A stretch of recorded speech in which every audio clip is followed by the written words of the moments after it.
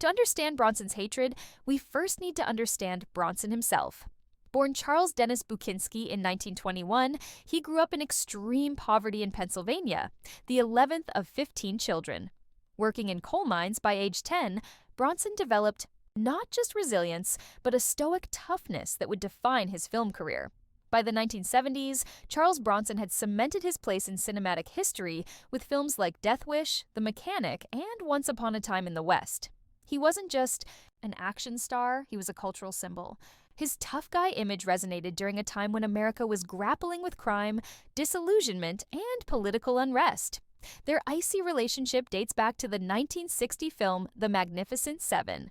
It was a career-defining moment for both actors. But according to crew members, tension between Bronson and Coburn started almost immediately.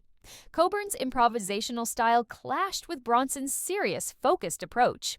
While Bronson prepared every line with precision, Coburn was more loose, joking between takes. Bronson found it disrespectful.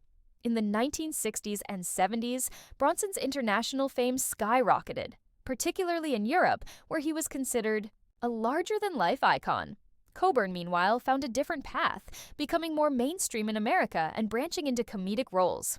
While Bronson took darker, more violent films, Coburn leaned into suave and stylish characters. But the real breaking point wasn't just professional, it was personal. In the early 1970s, Bronson was married to British actress Jill Ireland, who had once been briefly linked to Coburn before her relationship with Bronson began. Though the rumors were never confirmed, insiders close to Bronson say he always suspected something more had happened. When Coburn won an Oscar in 1999 for Affliction, Hollywood celebrated. But Charles Bronson, still alive at the time, refused to attend any events where Coburn was present. He even reportedly declined an offer to appear in a tribute reel for Coburn, saying simply, "Not for him." That comment was the last public acknowledgement Bronson ever made about his rival. Interestingly, most accounts suggest that James Coburn didn't share the same level of animosity. In a 1998 interview, he described Bronson as a strong man with a strong sense of justice. Though cryptic, it showed Coburn's awareness of the rift. Some speculate Coburn may have admired Bronson's principles, even if he didn't understand the cold shoulder. In 2025, as more fans discover Bronson's private letters and interviews, the debate is reignited. The consensus?